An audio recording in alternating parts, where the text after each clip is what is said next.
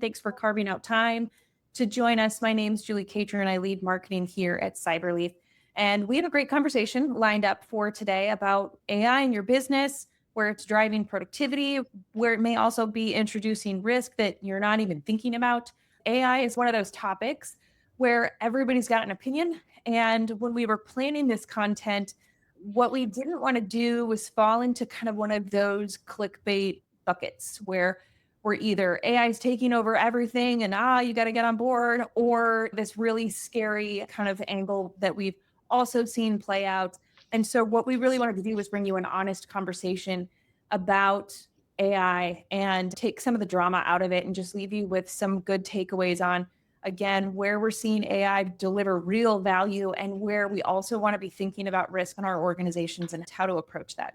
So let's get into that today. And I'll start with some intros. So joining me today is Jeff Buss from Cyberleaf. Cyberleaf is a full service cybersecurity company. We're built to help organizations manage risk without slowing down their business. Jeff is a retired Navy captain, started out flying attack jets and capped his military career commanding the DISA Command Center. He has also been a managing director at Ernst & Young and has advised some of the largest U.S. banks, and then served as CIO at Nordic Consulting and Dexian before taking on his role here at Cyberleaf. He has spent his whole career figuring out how to adopt new technology at scale without losing control of it. And so I'm really excited to hear what he has to say today. And so, Jeff, thanks for joining us. Thank you, Julie. Excited to be here, and I want to thank everybody for coming. Awesome. We also have Stephen Tracy from Entech here with us today. He is the Vice President of Technology. He leads Entech's technology strategy, innovation initiatives, cybersecurity programs, automation efforts, and AI adoption. He has more than 2 decades in managed services and cloud technologies and business transformation. He works closely with executive leaders and customers and technical teams to make sure that technology investments map to business outcomes. So really excited about that background and that perspective as well as we get into this today. Just a quick bit about Entech, if that's a name that you're not familiar with. They're Florida-based managed IT services and cybersecurity provider. They support more than 500 organizations across the state of Florida. And for nearly 30 years, they've helped organizations strengthen security, improve operations, and grow through managed IT, cybersecurity, cloud, AI ready. The list goes on. They do a lot. It's very impressive. Very glad to have you here with us today, Stephen. Thanks for joining. Thanks for having me. Awesome. Okay, so let's kick this off with kind of level setting some things. We talked about this in our abstract as we set up this conversation. AI is in every business, whether you meant to roll it out and whether you didn't. And so that has some implications for how we're using it and how it's also introducing risk. So Jeff, I'm going to start with you on this part of the conversation and just ask, from a security perspective, what's the AI conversation that you're having with clients most often right now? Yeah, great question, Julie, and I appreciate that. I thought I'd start higher level and then I'd roll back down a little bit. So some of the clients we're talking about the strategic level, what's happening with AI right now, it's fascinating, right? So you're seeing all kinds of new technologies. Everything's changing super fast. But I was recently at the Capitol for the National Cyber Innovation Forum, and they talked about a couple big trends, like big stuff, right? Like what keeps you up at night via AI, right? So, and it's pretty interesting to listen to the congressman talk about it. And one of the congressmen talked about, it wasn't that the ransomware, it wasn't the Chinese threat. It was the ever expanding asset base, like a lesson observed. In other words, the attack surface for America has grown and grown, yet we watch the Ukraine war and how they're trying to protect things, right? And limit the exposure and the connections, whereas America's just doing the opposite. We're expanding that connection. The other piece they talked a lot about was who's building the tracks for AI, right? So historically, major technology revolutions have been led by the government. And so with the benefit of US population in mind, and what's happening now is the government is not leading AI innovation, right? So that's being led by NVIDIA and Google and Microsoft and Anthropic and a number of different companies, and a lot of more there. And so their motivation for building that technology is different than how historically technology has been developed. So it's a very interesting nuance to this whole AI piece, which comes into play a little bit later in our discussion. And finally, for small and medium businesses in particular, it's a huge margin call. They call it a margin call for tech debt is what they referred to it as, which I thought was fascinating. Because if you haven't cleaned up your environment, it accelerates those vulnerability, the recognition of those vulnerabilities and the ability to exploit them, which we're seeing happen in the market a lot. So that translates, Julie, down to the conversations that we're having with some of our clients, which are, hey, your chances of getting hacked like 5 or 6 years ago, let's call it maybe 10 to 15% a year, have over doubled, right? So now you're somewhere between 35 and 40% chance is what most small businesses would report, and most like CrowdStrike threat and Verizon threat intelligence report would say. So you got about, let's call it a 40% chance of getting hacked every year now. So it's changed the game. We're acquiring an investment that hasn't been historically needed in a way that Stephen and I deal with on a day-to-day basis, trying to help advise clients, trying to create that prescriptive path from a maturity perspective to get to where you need to get to in order to have a safe environment. So a lot of the conversations we're having are, all right, what's a stepwise? I can't spend a whole bunch of money on this all at once. How do I do this in a prescriptive, orchestrated manner to support the growth of the organization in a secure method? That makes sense. That makes sense. And I want to shift then to you, Stephen, and ask you from a little bit broader perspective, right? From that IT and ops side. And obviously cyber is a big part of that. But I mentioned over 500 clients that you guys are working with and all the conversations that you're having. When it comes to IT and ops, what's landing on your desk when it comes to AI adoption? What do those conversations sound like? Yeah, they sound different depending on a variety of factors, especially when you're working across such a diverse client base. You have different size organizations, different vertical markets, and there are some common threads, but there's a lot of differences. I think the biggest thing when you talk about AI adoption is everyone knows they need to do something. They don't necessarily want to be last to market or to have something that becomes an impediment to them doing their business the way they always have. But they're also fearful or maybe even a little bit cautious in terms of how far do I go with this? How real is it that I need to implement some of these technologies? And that's where a lot of times they're looking to us for guidance and really helping them to establish common sense governance or guide rails on how they proceed down this path, but do it in a cautious manner. A lot of organizations, you mentioned this, Jeff, on kind of who's leading the conversation. It's for-profit businesses where it's their job to get you to consume their products. And a lot of businesses are consuming those products, whether they are doing it intentionally or their staff are consuming them unintentionally or without their knowledge. And I think when you talk about AI adoption, what they're seeing is, while it's been adopted, they don't know how to measure the impact that it's having positively or negatively in the business. So that's where they're starting to realize that they've got this situation on their hands that they don't really know the status of it, and they want to establish more of a cohesive strategy and vision. And that's usually where it's, when you say IT and operations, it's not just treating it like a IT tool that gets managed. It's really an operational tool that touches a lot of those things that Jeff covered around tech debt and systems that are in place today. And it's really starting to become more about the outcome rather than just implementing the technology. Absolutely. Okay. I was going to move on to the next, but I want to stop and take a quick poll because I just want to see from folks that are on right now. So let me launch this. We're going to start this poll. Has your organization formally rolled out AI tools, or is it happening informally? So I'm going to throw this up on the screen for just a second and let you guys see. Can you see that? Is that on my speakers probably can't see that, but I believe that it is. Oh, add to the stream. There we go. Sorry, guys. Okay. And I think this is a really important question for the rest of this conversation, because I think we all know that you can roll out AI in a corp. If we're just talking like Claude and ChatGPT, but there's all of these other embedded AI tools. So I think the question for a lot of people is how we wrap our arms around the things we intentionally did versus the personal accounts that we've got employees using or putting company data into. And that's a potential concern and definitely a potential risk as well. Curious to see where we fall and how many people are doing this formally versus informally. And it looks like over half of our group on today is seeing this happen informally, but there's almost 30% have a formal policy and some approved tools. Great part for this conversation. Really appreciate everyone's participation in that. And with that, then let's roll into the next part of this conversation, and I want to start on the positive side of AI. And Stephen, I want to start with you, and I want to ask some questions about what we're seeing AI do for people. So walk us through, if you would, where you're seeing AI save time, improve outcomes for your clients. And I think more importantly, if you can, to get to what are you seeing that's real versus kind of the theoretical wins that are often talked about?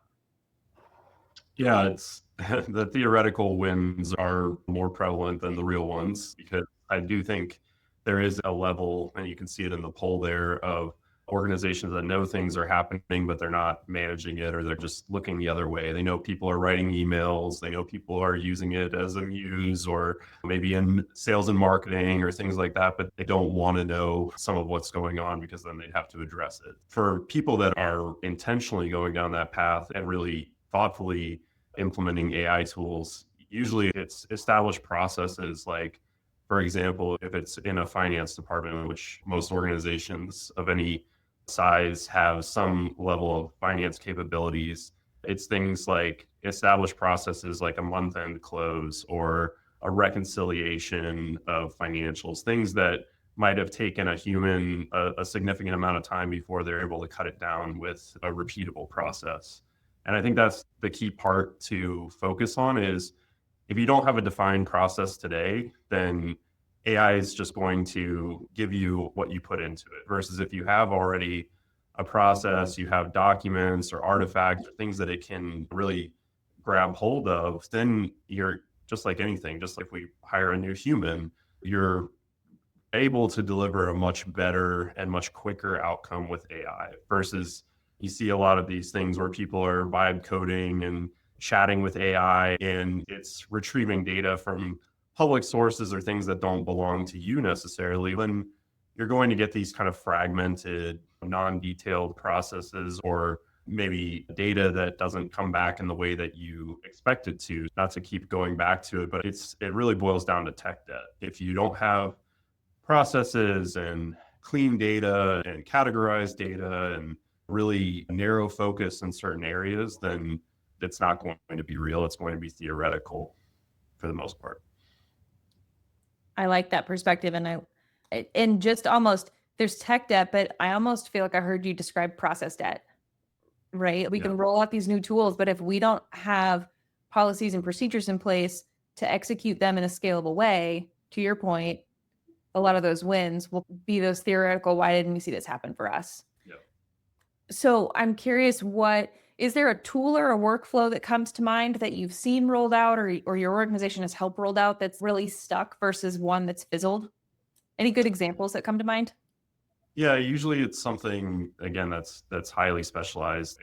For example, an agent or a repeatable process that is for something like writing an RFP or a grant if you're a nonprofit, or analyzing a subset of data that is clean and it's very narrow. Because that's one of the things too with the AI models that we're using today, at least in most cases, they're just large data processors. So if they have too much data to process or incomplete or complex data that's not categorized or organized for them, then they start hallucinating. I'm sure most people have heard that term, but the longer that the chats get, the more data you feed it, the more data it has access to, the more confused it's going to get versus something specific. Here are 5 examples of really good RFPs that we've written. This is what we're training you on. This is what we only want you to focus on. Then that's going to be more successful than just a mass amount of data where maybe it has drafts or bad examples or other things, and you're just training it on less complete, less organized data. I've definitely seen that happen in my own use of it, for sure. One more question kind of parked on this topic before I want to ask Jeff something from a different perspective, but I'm curious if what's the biggest gap between what you've seen vendors promise your clients and what their teams have really gotten from them? Yeah, I haven't seen a lot of vendors promising things. I think it's really the promise of AI being this magic button. You use Claude, you use ChatGPT, Copilot, it doesn't matter. it still requires care and feeding like anything else. And you don't hire an employee and stick them at a desk and say, good luck, hopefully you deliver value to my organization. You train them, you check in with them, you correct them if they need it. It's the same thing. I think most of the time it's less of a vendor promise and more of a promise that it's not going to take work to get value out of it. AI is not, at least today, to the point where you can just set it loose and just hope for the best. You still have to do a lot of work to get it to where it is delivering value. And I think what I see more often than not is right now, I heard this recently, I loved it. If you think of it like, if any history buffs are out there, if you think of the gold rush that happened in this country and this promise of everyone was going to go west and make it rich, they're going to get all this gold, who actually made the money in all that? It was the people who were selling the tools and the equipment that these people needed to go find the gold. It wasn't that they actually, even if they found gold, that they were making a lot of money from it. So I think it's the same way, whether you say vendors or the AI companies that are driving this, they're driving us all towards a gold rush where they're making money, whether we make any money or deliver any value out of this or not. That's such a good perspective. And I also wrote down, I loved what you said about kind of the care and feeding of these AI tools. It's a good way to think about it. I love that. Okay, Jeff. So I'm going to switch gears also to you and ask from your viewpoint in the work that you're doing with clients and watching them adopt these tools. Where are you seeing the productivity story and a security story either line up or fight each other? Yeah, great question. I think the stereotype here, and I caught myself in it the other day. And so we were talking about SOC tools. And I was like, one of the gentlemen that runs our SOC is Nikita Belikov. He's a retired colonel in the Air Force. And he was poking fun at me because I was like, you know what we need? We need more AI. He's like, whoa, like more cowbell, right? So he brought up the Saturday Night Live cowbell commercial. And I'm like, okay, fair. So I see a lot of that in business, right? So AI, to Stephen's point earlier, which is like AI is not going to fix everything, right? So the balancing of security and AI is way out of whack at the moment from what I'm seeing in the market, right? So people are their own ChatGPTs, their own Claude instances on a work computer and blaming security for slowing things down, right? And we're trying to get our arms around from a security perspective, all of these new tools coming in. And we're going to talk more about it following on with questions here in a minute. But a couple of foundational things that I think are really important for that conversation between productivity and security. One is the foundation has to be set. There has to be some policies saying, don't do this, do this. You're allowed to use this. You're not allowed to use that. One of the common things that we do is we'll ask the CEOs, like, how many AI tools do you think you have in your environment? And they'll say, I don't know, like 10, maybe 15. And then we do a scan and there's a couple tools you can use to like, how many AI tools do you actually have? And it's almost always over 100. So you're not even close, right? And then to set up identity and access management is really important, right? So a lot of companies, mid to larger companies, have a tool to help you do that. Some of the smaller ones use tools like Microsoft, Google, et cetera, right? But trying to figure out how to set up the identity so your identity can access certain parts and pieces. And we use role-based access control to do it. So setting up identity, making sure that's solid is step number one, I think. And number two is the data hygiene, right? So Stephen talked about it. I'll talk about it a lot more going forward here. But well, your data, CRM, just think about CRM, ERP type data. Is it well groomed and easy to use? Or is it all over the place? Do you have 5 different CRMs or 5 different ERPs like a lot of companies do, where they bought a company and it doesn't really work and the fields don't match and you're trying to use all of that in AI? Garbage in, garbage out is absolutely true with AI, and we see it all the time. So trying to get quality, right access, the right quality are two of the big areas, and it's really about laying that foundation. And if you haven't done it, again, going back to tech debt and doing the due diligence, it looks a lot like hard work getting the data right, and it looks a lot like hard work getting your identity and access management set up. Once you've done that, the productivity increases dramatically, right? So it's a really interesting and really fun thing to watch for companies. So once they've got those two in particular set up, it's really fun to watch. Can you elaborate on something that you just said? Because I think it might be helpful as a good reminder for anyone that's on. How does a company who thinks they have, for instance, 20 AI tools in their environment really have over 100? Are those all standalone Claudes and ChatGPTs of the world? Or where else is AI working its way into our environments without us really realizing we've given it access? Yeah, I think the shadow AI discussion is significant, right? So you're seeing it like Grammarly and like all of these, P systems, CRM systems have AI built into them, and you have no idea where the data is going. You don't sign anything when you bought it. There was no like, hey, just a disclosure. We're going to take this and we're going to train all of our other data based on your data. And so that's where we're seeing hundreds and hundreds of different AI connections going out, data going to places. And once you inserted the prompt or dumped in the finance documents, there's no log source that I can track. It's very difficult for us to manage. And that data is now gone. And you have to assume that it's up being used for a variety of different purposes, which you may or may not agree with. Yeah, Grammarly is such a great example because when I started using Grammarly a long time ago, it wasn't ingesting, and the AI wasn't the conversation it is today, and it sure has changed over that time. So, okay, this is the perfect segue then into moving this conversation a little bit more onto the risk side of things, because every upside has a flip side, right? We've already started this topic, but let's, Jeff, talk about the risk that you're seeing that a lot of leaders aren't thinking about as it relates to these AI tools.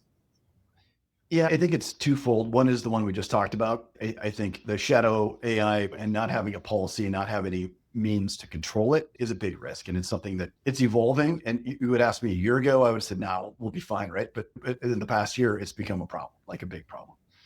And then number two is the speed with which you're able to exploit vulnerabilities. CrowdStrike had this model, still has it, like 1 minute to alert, 10 minutes to investigate, 60 minutes to remediate. 11060, they call it. And so it was designed to beat the Russians and the Chinese, the advanced persistent threats. And what we're seeing now is 11060 is gone. And it's for a SOC, security operations center, that's trying to monitor. That's pretty fast, right? So you've got to be really good to get to 11060. And now it's 110, 15, maybe 20.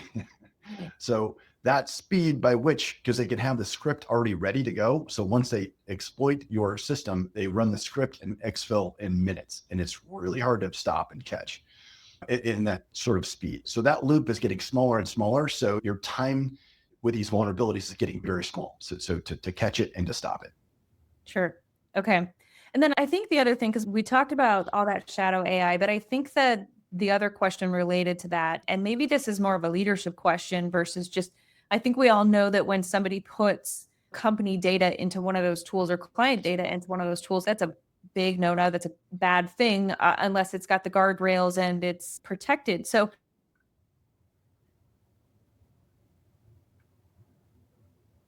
articulate to their employee base what the real exposure is when they paste that client or company data into a public AI tool. What is it that gets missed in that exposure conversation? Yeah, I think especially with our defense industrial based clients, right? CUI is super sensitive in that space. I think having a conversation with the workforce going, let me flip it for a second. So our AI pen test, where we'll come in and we'll look at all your data that's flowing out to these AI tools. You're able to do that. When we do it, what we find is your ChatGPT for your personal account, when you log into your work computer, all that data goes with it. So when you type it in, so I can see all of your personal stuff if you load it on your work computer from a monitoring perspective, which means I know what questions you're asking. And it's most employees don't realize that that's happening, right? So it's a privacy concern, right? Because now all those questions get popped up. And from a legal perspective, we haven't caught up with that yet. So the legal policies, I don't know that the legal for a lot of firms fully understands that data is now visible across the network. So that's one. And I think legal having that conversation, but I think that's, Julie, where you start with policies, right? So you say, hey, here's what's allowed, here's what's not allowed. And then you set controls on top of it in order to enforce those. Is the only way that I know how to do that and really to control the environments. That's a perspective that I don't think employees realize what they've exposed to the rest of their company when they put their personal information or use that shadow IT is as much an exposure for them personally. I appreciate that perspective. Okay, Stephen, I want to follow up or ask you, from what you're seeing with your client base, how much of this risk is coming from sanctioned tools versus employees, that shadow IT employees working around IT entirely? I waffle between this. I think this could just be me being optimistic. I don't think that most employees wake up and think I'm going to work around the cybersecurity controls or any sort of I'm gonna use a unsanctioned AI tool today. I think most of the time it's that either a policy doesn't exist or it's not clear enough that they know exactly what they should or shouldn't be doing. And I think really it's going back to why are people using AI? They're trying to make their job easier. Maybe they're Maybe they know that if they did something manually, it'd take them 3 hours versus that they fire it up in an AI tool, it might take them an hour, and they're looking to impress their boss or get home to their family or whatever it is. So they're looking for speed and efficiency and doing a good job. And they don't necessarily think about some of these things like what Jeff just said around each public exposure or that kind of stuff. They're just thinking about how can I get my job done quickly or the most efficient. So I think it falls on us as employers to give people the right tools to bring it out in the open. The reason why it's called shadow AI is it's done in the shadows because people are fearful of admitting that they're using AI tools. And that's why we're here right now. We know everyone's using AI tools. We know there's probably even more than what businesses realize is being used. And bringing it out in the open and making it not this thing where people are ashamed of it will then actually improve cybersecurity, make sure that people are doing it the right way.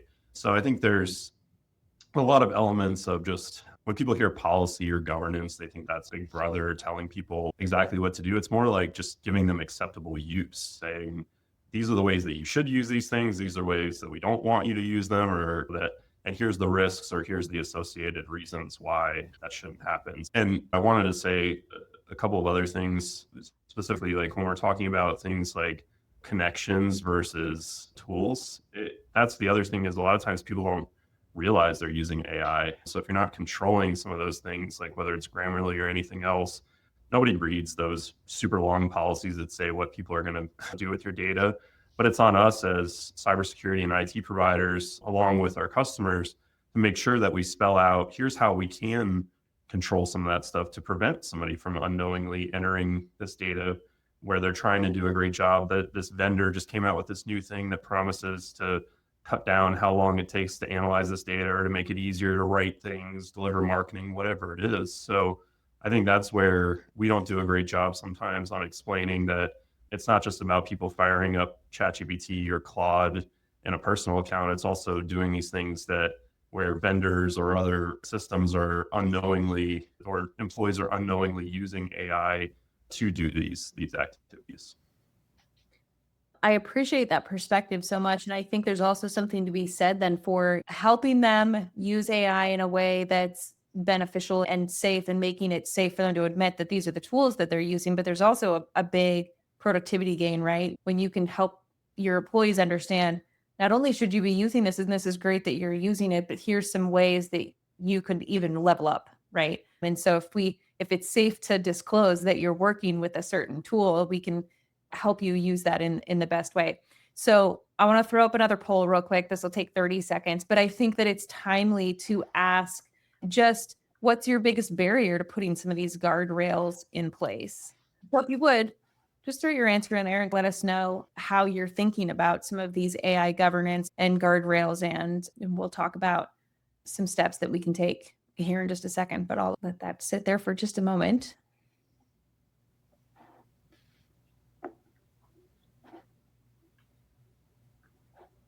Interesting to see the numbers shift back and forth as we see some pop in, and worried that it will slow the team down. I actually thought that one would be a lot higher. Maybe it will be at the end. I think it's interesting that leadership isn't prioritizing it, but nobody's answered that. But if you're in this meeting right now, you're probably prioritizing it. It's just needing some guidance and direction. Yeah. All right. Well, I will keep us moving. Thank you, everyone, for participating in that. And I will keep us rolling along. So let's shift a little bit to talk about some of the regulated industries that I know both of our organizations work with. So starting with you, Jeff, for clients specifically under CMMC or that are handling, you hit on this a little bit, that are handling that CUI, how does that change what safe AI use looks like? Yeah, it's pretty well defined in CMMC 2.0, even at 1.0 when you do the self-assessment, but there are no AI tools allowed to touch CUI, right? So it's a very clear, clean. And so Claude, ChatGPT, Copilot, Gemini, none of them are allowed in GCC High at the moment. Copilot, I think, is getting close. They've in talks with Microsoft and listening to some of their briefs. It sounds like that's going to happen at some point, but it is not allowed at the moment. So that keeps it pretty clean. Yeah. And with the suspension of phase 2, I would argue that doesn't give you a license to add it in or to dump an ECUI into that space. I would just be very careful with it and that data should be completely outside of any environment that can touch AI, which with a GCCI environment, obviously it is. So yeah, treating any CUI as out of bounds for AI is generally our recommendation. And that may change in the future. I'm sure it will. But for right now, for the foreseeable future, that's how we approach it. They sure made that black and white. Okay, so Stephen, on the healthcare side of things, because when we think about, for instance, HIPAA is not a certification, it's a law, right? And so that's a little bit different. So I'd love to hear your perspective on what does PHI exposure risk look like once AI tools are in your healthcare environment? Speak that for a second. I think it doesn't make it any more or less risky having AI tools in the environment with PHI. It's about the same kind of thing. Are people treating them as out of bounds for HIPAA when they're not? So obviously organizations that are following HIPAA rules already know how they're supposed to be handling PHI.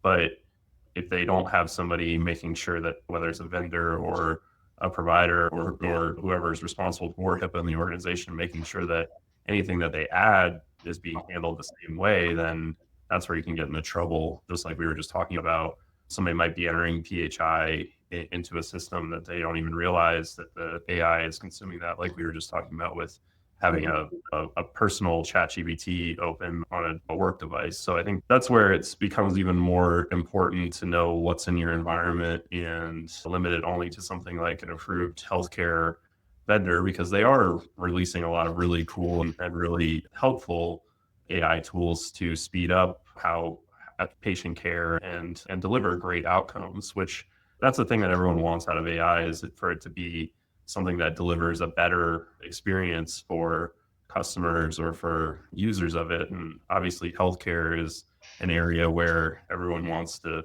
be more healthy or to have things be more accurate to avoid any sort of medical issues. So if it's implemented in the right way, I think it doesn't create any more or less risk than exists today.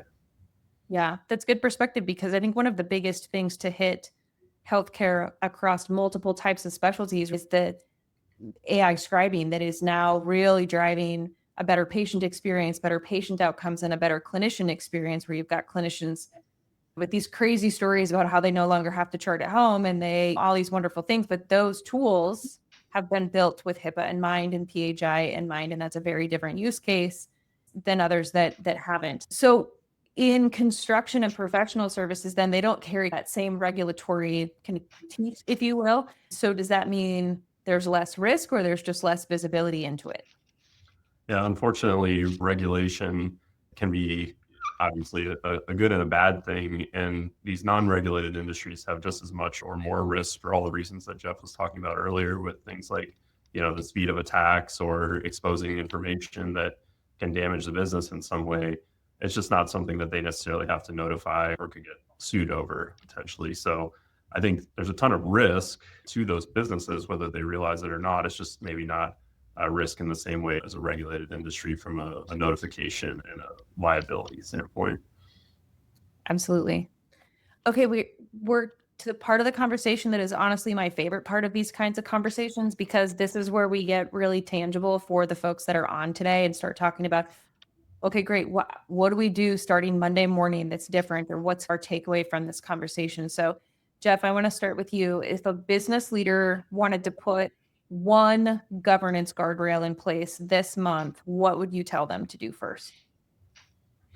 So I think from our perspective, at least my perspective, is we do AI readiness assessments, right? So those AI readiness assessments look at a variety of different things, to include governance, to include controls, to include your data, to include your leadership buy-in, right? So do you have like some sort of a change management process, are all things that we look at. It's based on the NIST, National Institute of Standards and Technologies, AI RMM tool, risk management tool, essentially. So anyway, it's interesting. So you look at across all of those, what's the one or two things that is generally out of those assessments that we get? Number one is policy.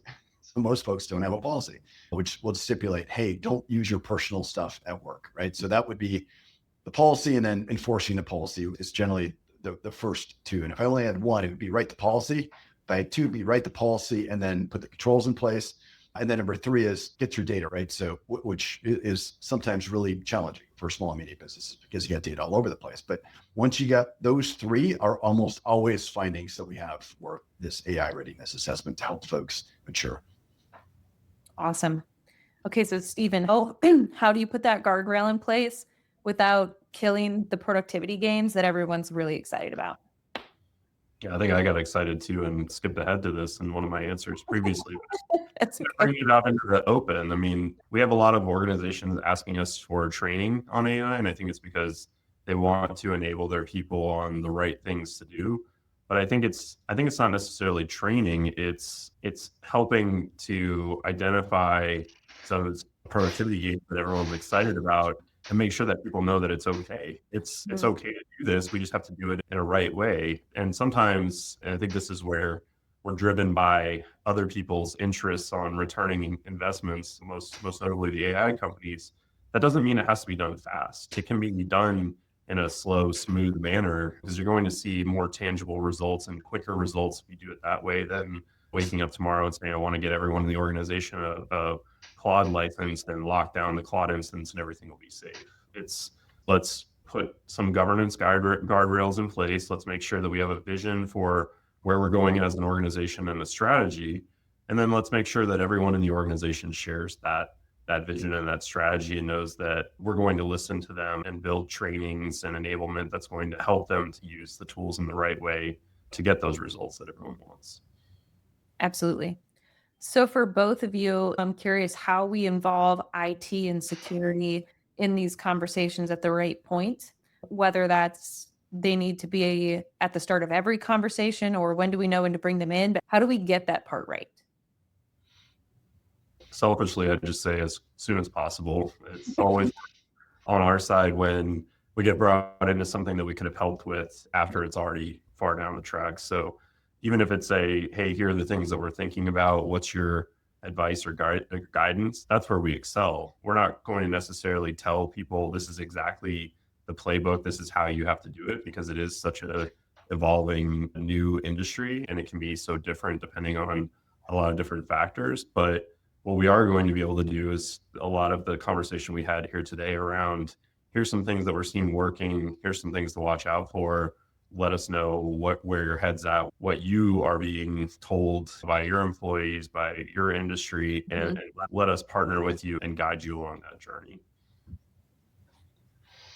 Yeah, I know I would echo what Stephen says, but having been a CISO and a CIO, so as a CISO, it was like, we wanted to be in everything. We wanted to be in the DevSecOps. We wanted to be in the path to production of any piece of equipment, hardware, software, et cetera, that was being done so we could bake in the security as it was being built. And it would frustrate me to no end when you'd be in a briefing with the leadership of the board and they're like, hey, we got this great new tool and it's doing this and this. And you're like, whoa. You find out as the last person, as a CISO, it would drive me crazy, right? So as a CIO, you're trying to bridge between the security side and the business side and really trying to use the tools to back that. And if the CIO generally is a great spot where they can embed that, they generally control the path to production, at least in some sense. So having the right people in the right room and having security embedded in, it's no longer a want to do because the exploits, even all the way down to the software code, like Meet is able to find flaws and errors in code of whatever you're building, right? So that includes AI tools and scripts. And so it's able to find those and exploit them, right? Which is why that's such a powerful tool. And that's we're just getting started in that space. You're going to see a lot more of that. So having security baked in is going to get more and more important, in my opinion. It's not going to be a nice to do anymore. It's going to be part of what you have to do in order to secure your intellectual property, your crown jewels, and in a sense, your growth for your business. For sure. So for folks that are on the call right now, this is a great time. If you have a question you've been wanting to drop in chat and you haven't had a chance to do it, drop it there now and we'll take some questions. But I want to start with one that's pretty open-ended for either one of you, or really both of you, because I'm curious, what is one AI myth that you wish would die? We hear a lot of them. I would love to hear your answer. Yeah, I think that for me, one of the big myths is AI is going to solve everything for you, right? So it's Claude is amazing at what it can do, right? And we've experimented, played around with all the different tools at this point now, with a lot of them, the big ones in particular, trying to figure out how do we get the most productivity gains. what's secure, what's not secure in our labs here. So it's been interesting, but at the end of the day, understanding the data is still really important. And what you can and can't do is going to be derived in large part based on the quality of the data that you have. All the way back to when we value companies now. So we do a lot of due diligence for companies. And one of the things that we're finding is a lot of the private equity firms that we work with are going, hey, what is the value of the data that they have? Which 2 years ago, I suppose we talked a little bit about it, but you can quantify it now and go, that database is worth a lot, especially when combined with the power of AI.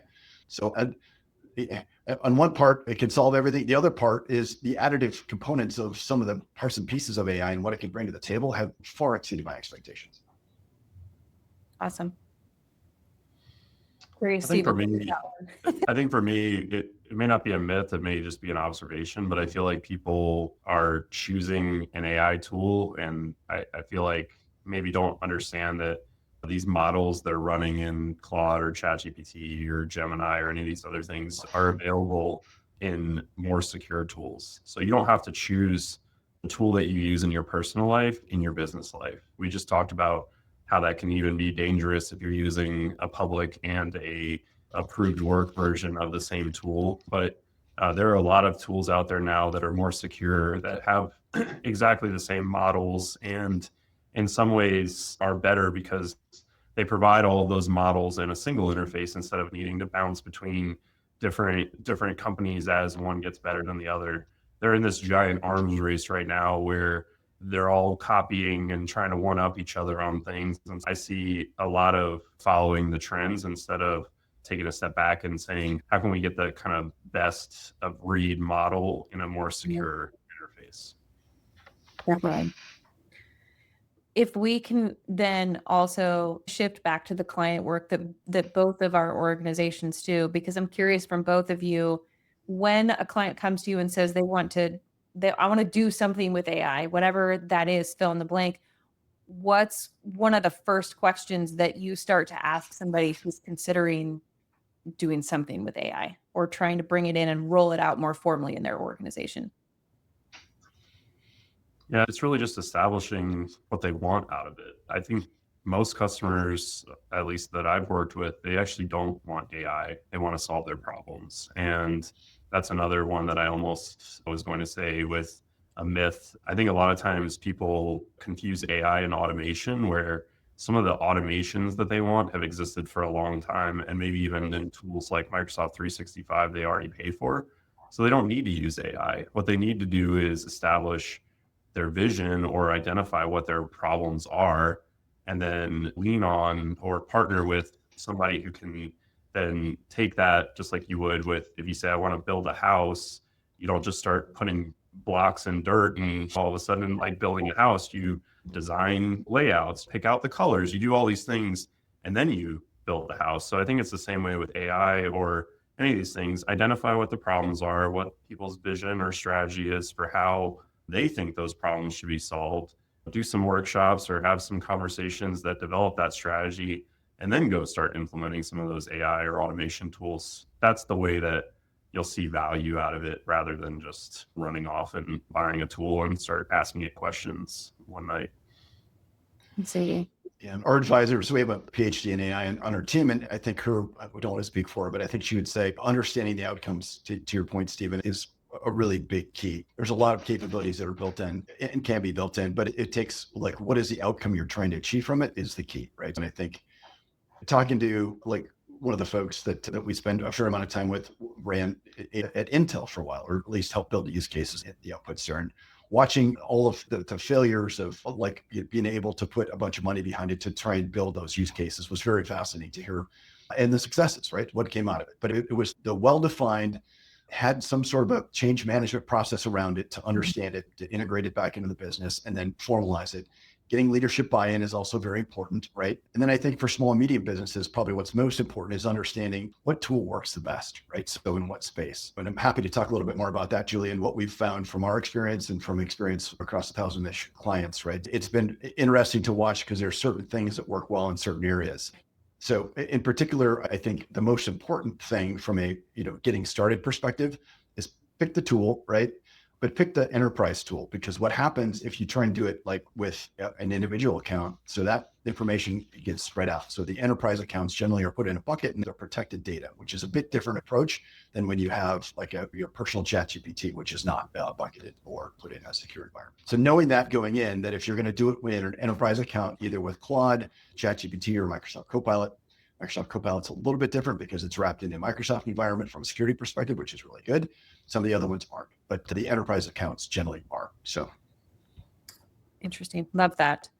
Okay, as we're getting close to close, and I want to ask you guys to close us out with a closing thought here in a minute. But before we do, I just want to follow up for everyone on with a few ways that you can follow up with us if you have additional questions after this session, or any of this kind of piqued your interest and you're wondering how to action some of this or do this better or even work with a partner. The easiest way is going to be that you're all going to hear from us after this, where we're going to send you the follow-up. And so if you hit reply to that email, we're going to make sure you get to the right person and have that conversation. So if this has been interesting to you and you're wondering how to do some of this more safely in your own organization, look for that email. I've also, and I believe it should be in your sidebar, but this will also go in your email. Entech has provided their AI governance playbook. And so I think that will be a really helpful resource for anyone that's been on this call, as well as we will include our AI threat report that we published earlier this year as well. So just wanted to let everyone know before they hop off how they'll hear from us and how to move forward if they think that they can use a partner and how to implement AI more safely or strategically in their organizations. And with that, as we get close to wrapping, I just want to open it up, Jeff and Stephen, to both of you for one closing thought. If somebody only remembered one thing from your conversation today, what do you hope they take away from this? Go ahead, Joe. I think AI is changing the game at a speed we've never seen before. And a practical approach to this looks a lot like hard work at the beginning, getting the foundation set up correctly, right? So get the policies in place, get the controls in place, and get your data cleaned up, right? So if I were to one thing, lay that foundation is going to set you up for years of success using AI and really harvesting the benefits that AI can bring to your organization. So focusing on that is my biggest hit, an area that both Stephen and I help in, right? In trying to get organizations ready for that, being able to really use that data to the max extent possible. Awesome. Yeah, I would say some of the poll questions were illuminating. If you don't have an AI strategy today, if you don't have governance, if you don't have an idea of where to start, it doesn't have to be Cyberleaf or Entech. Work with somebody who can help you, because to Jeff's point, it's not slowing down, it's not going away. If anything, it's accelerating. And most people know that there's something they need to do, but they might not know where to start and don't navigate that alone. There's plenty of resources and help out there. And the thing that I love to see is when businesses are thriving and succeeding. And the worst thing I hate to see is when businesses have a cybersecurity incident or an outage of some sort that could have been prevented. And I think AI is getting to that point of that you can't bury your head in the sand on it. You have to have some strategy and some governance and some planning going. Definitely. Appreciate that. All right, that brings us to the end of this conversation, and it has been just as enjoyable as I thought it was going to be, and really interesting to hear two different perspectives on this. For everyone that joined us live, thank you for hopping on. Really appreciate the participation in the chat and the questions. Like I said, look for our follow-up, and we'll make sure to get you to the right person. Jeff and Stephen, thanks for taking time to be on here today and for prepping this conversation. I really appreciate it. And with that, we can wrap up today, and hope everyone has a great day. Thank you very much, Julie and Stephen. Everyone. Thanks all.